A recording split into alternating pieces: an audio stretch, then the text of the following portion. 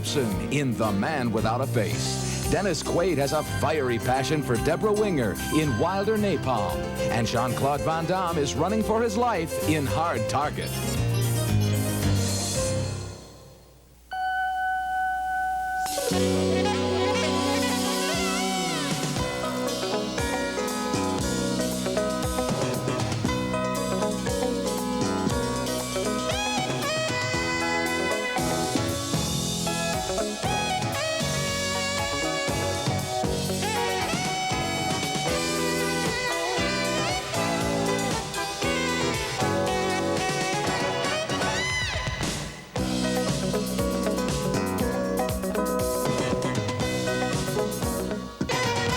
Says you taught it at Ebert Academy. Is that a good school? What do you teach? What's your name? Chuck Norstad. Mel Gibson plays a teacher whose scars have made him an outcast until he wins the trust of an eager young student in The Man Without a Face. It's one of 5 new movies we'll be reviewing this week on Siskel and Ebert, including Jean-Claude Van Damme's new thriller and a new comedy starring Deborah Winger and Dennis Quaid. I'm Roger Ebert of the Chicago Sun-Times. And I'm Gene Siskel of the Chicago Tribune. Our first film is The Man Without a Face, Mel Gibson's second attempt following his Hamlet of 2 years ago to reclaim his position as a serious dramatic actor and not be regarded as just a hunk. It's a decent film, but just not very original. Gibson plays a burn victim helping tutor a kid who bears his own scars on the inside. The boy comes from a troubled home and wants to escape it all by entering a military academy. He needs a tutor to help him with the entrance exam and finds one in Gibson, who has become a recluse after being burned in a car crash. The film is set in 1968. It was the school where my father went. He was in Korea and then he died in a jet crash. Some kind of experimental spy plane. If it's a matter of money, I can pay you. No, I don't think you can. That's Nick Stahl as the boy. And of course, Gibson does relent and agree to tutor the kid. There are a lot of courses in this movie, as when Gibson has to get tough with the undisciplined kid. Do you want help or not? Yeah, I guess so, if you're really a teacher. Yeah, I guess so, sir. Yes, I guess so, sir. Good. And of course, there's a discussion of Gibson's scarred face. He was in a car crash. I'm sorry. So am I. No, not just for this, but there was a boy killed in a car crash, and he burned to death.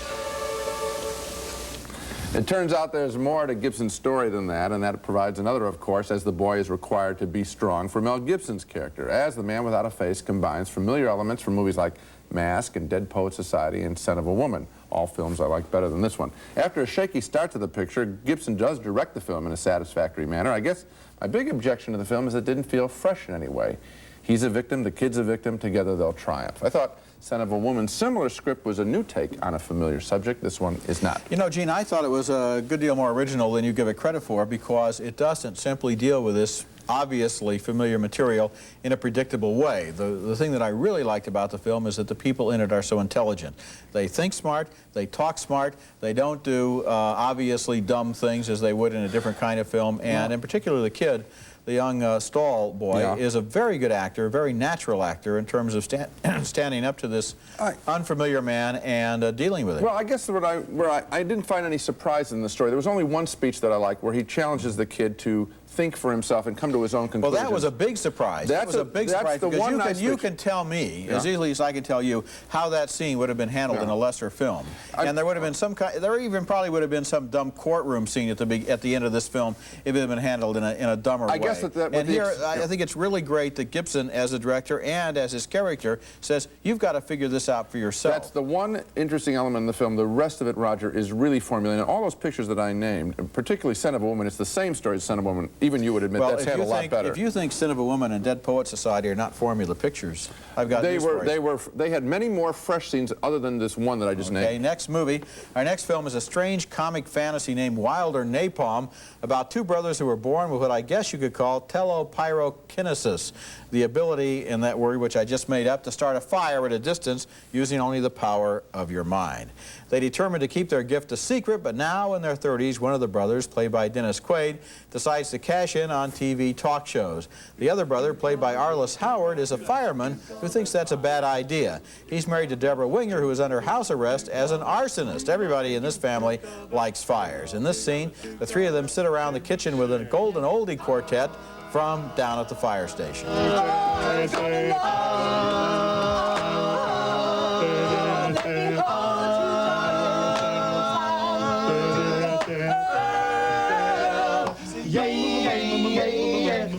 Fireworks break out when Quaid takes his brother's wife miniature golfing and cannot contain his passion or his gift for starting fires.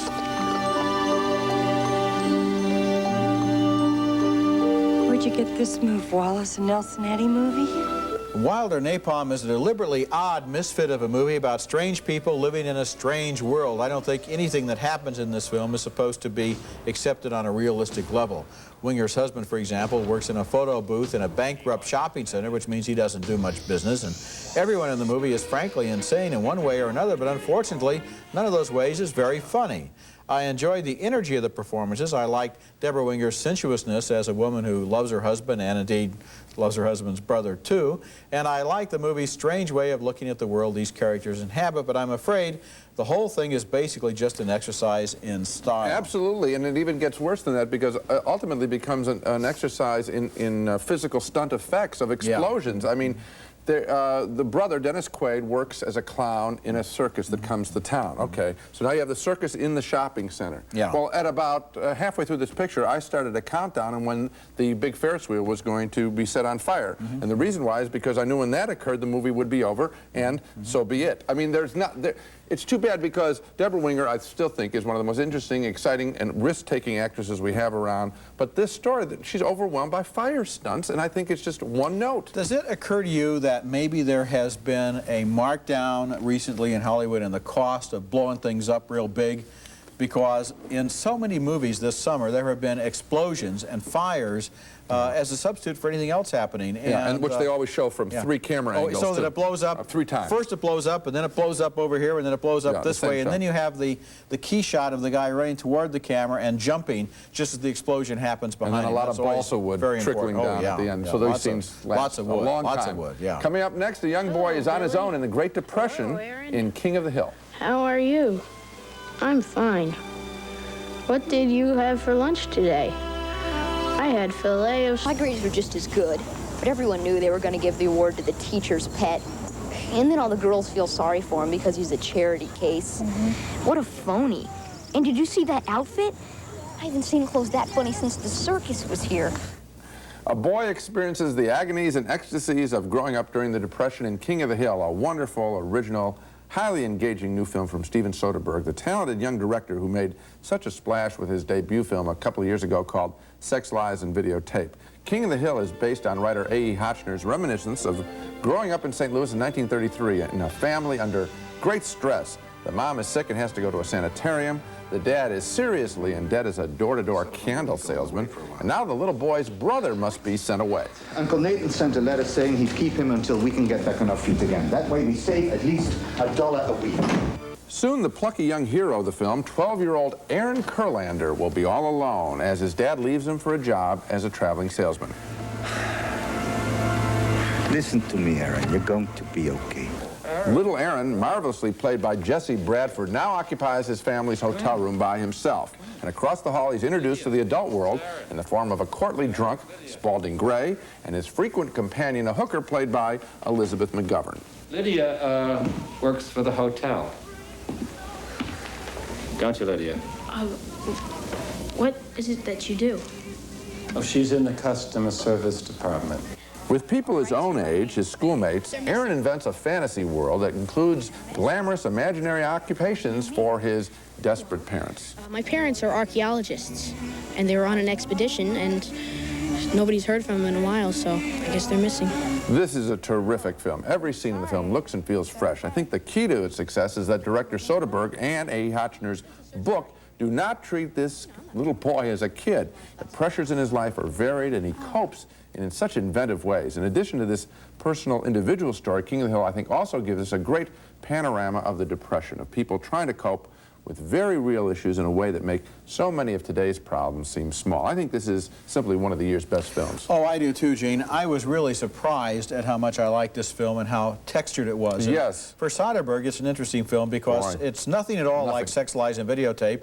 And of course, it's nothing at all like his second film, Kafka, which I felt was a complete well, this guy disappointment. Yeah, but I didn't think. But this guy is taking big chances in different areas. Yes, he is. And each one of these films goes in a different direction. And here, with this strong performance and all of the people around it, this entire gallery of supporting characters, really you get a sense of people really striving to try to survive during a period of great economic hardship. And it's not all just a Norman Rockwell world where people are nice to the little kid. A lot of the people lie to him and cheat him and try to fool him, and it's not a fair world, but he fights and he survives. In this picture, my God, the things that are thrown at this kid are just, it's magnificent, the variety of scenes. This individual scenes in lesser hands would be made into whole movies, individual issues. Well, this is a good film, and on the basis of everything, Soderbergh really establishes himself as a major director. I think so, Roger. When we come back, Jean-Claude Van Damme in Hard Target, his new thriller.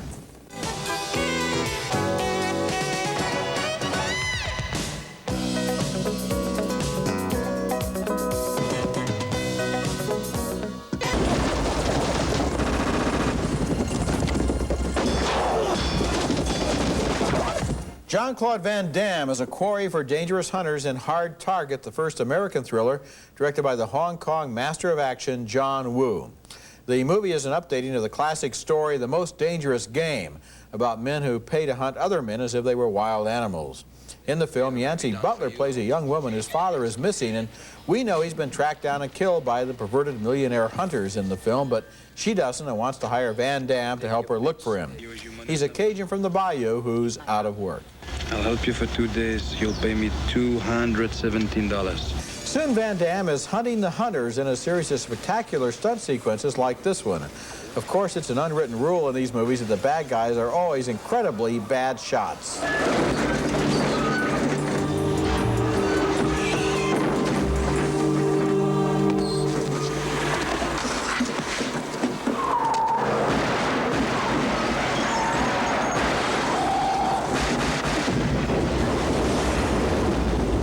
I think you kind of have to adopt a generic approach to a film like this. Hard Target is not very smart and it's not very original, but it is well made on a technical level. The stunts are impressive, and Van Damme makes a convincing action hero, and there are a couple of suave, evil villains played by Lance Henriksen and Arnold Vosloo who are very effective. As an action picture, it's well made, but it never becomes anything more than competent action, and I just can't recommend it for that reason. I couldn't either, Roger. No. I mean, John Woo is a good filmmaker, and every shot here is an attempt to be very fresh. I think that, frankly, Van Damme is pretty wooden in the film, and I thought I was seeing, in many cases, something like one of these beer commercials, you know, with the great-looking people at the bar and the great stylistic stuff out on the highway and all that. And nobody, that would be Woo's fault. I don't know. He does like gimmicks. For example, when somebody's about to be shot, he shows them and then he freezes them. Yeah. Then there's a closer shot and he freezes that, and then a closer shot and he freezes that.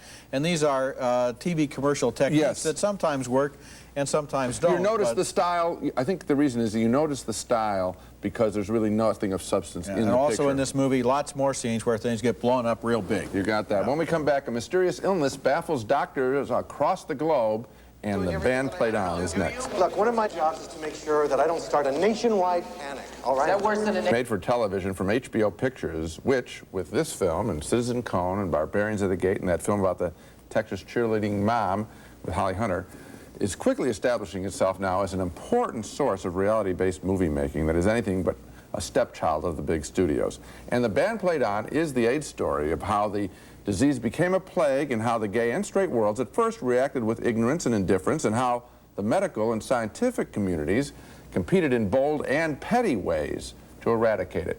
Using a historical approach, the film takes us back to 1981 as early data is coming into the nation's centers for disease control in Atlanta. In 7 months, the number of cases jumped from 5 to 152 in 15 states. 7 months? Yeah, but the spooky part is that so far the mortality rate has been 40%. 40%? And according to the doctors taking care of these patients, the mortality rate could ultimately turn out to be 100%. This film has a star-studded cast as a public health official, played by Lily Tomlin, investigates San Francisco bathhouses. So how many men come here a night? Hundreds, every night of the week. Some bathhouses more than 1,000. The main hero of the film is a gutsy disease control doctor played by the fine actor Matthew Modine, who confronts officials from the blood industry who were reluctant to pay for a test that would screen donated blood to see if it contains the AIDS virus. How many people have to die to make it cost efficient for you people to do something about it? 100? 1,000? Give us a number so we won't annoy you again until the amount of money you begin spending on lawsuits makes it more profitable for you to save people than to kill them. And one of the villains of the piece is a vain American doctor from the National Cancer Institute, played by Alan Alda, who is competing with French doctors to isolate the AIDS virus. But he wants solo credit. 10 times 10 times 10. My name is in every book ever written on the human retrovirus. Why would you get in bed with the French instead of me? Is you against the French? I thought we were all against the virus. Both Alan Alda and Matthew Modine are just great in each of those scenes, and many others in And the Band Played On, based on Randy Schultz's best-selling book.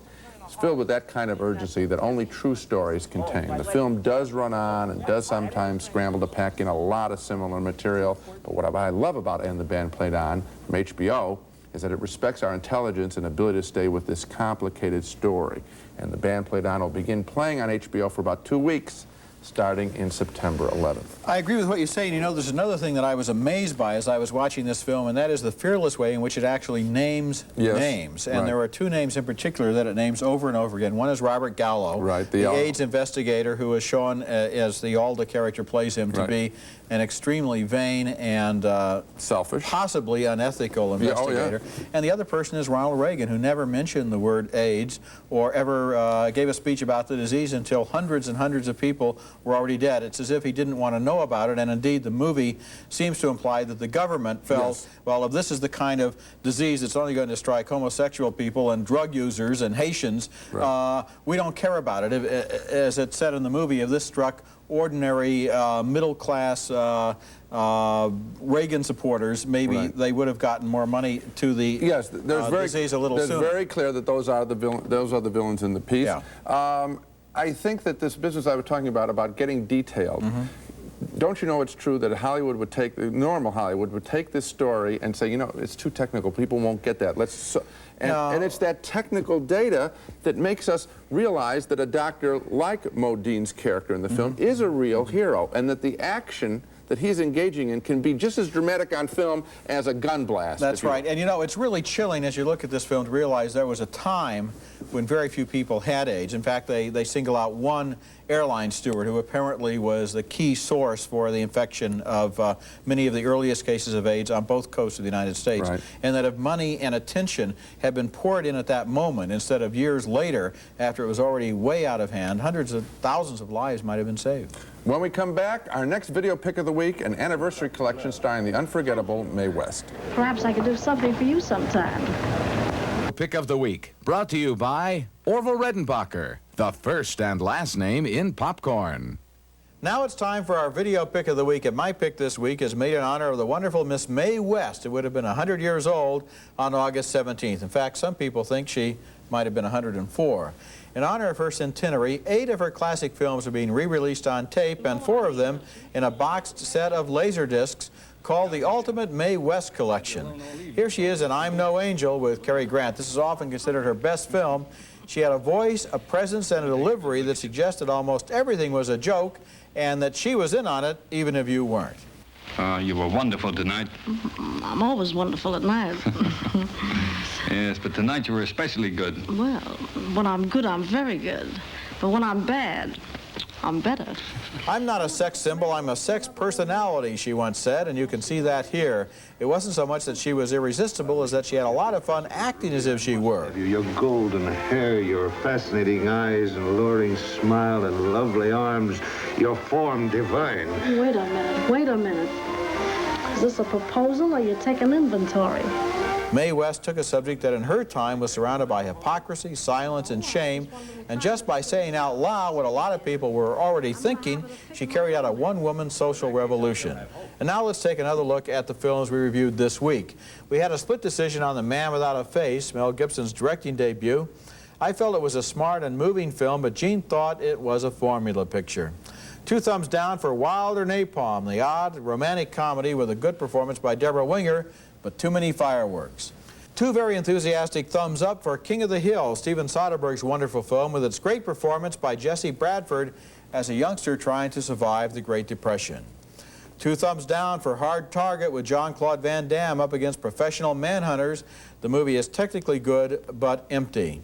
Finally, 2 thumbs up for And the Band Played On with its outspoken criticism of the early handling of the AIDS epidemic. It's going to play on HBO starting September the 11th. So King of the Hill is the one that we're both really high on this week. Very high on, and it's great to see HBO come alive and make a contribution as a major player now in Hollywood. That's it for this week. Next week, a special show, Robert Redford, classic star, maverick director. That's next week, and until then, the balcony is closed.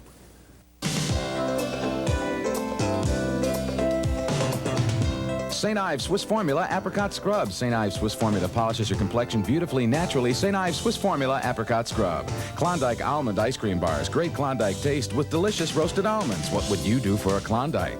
Introducing new light walkers from Easy Spirit. Soft, flexible leather combined with real arch support, plus all the cushioning of an athletic shoe. No ordinary shoe performs quite like them from Easy Spirit. Fashion Bug for the latest in junior, misses, plus even girls and men's fashions. 1,200 stores coast to coast. Fashion Bug fits your life.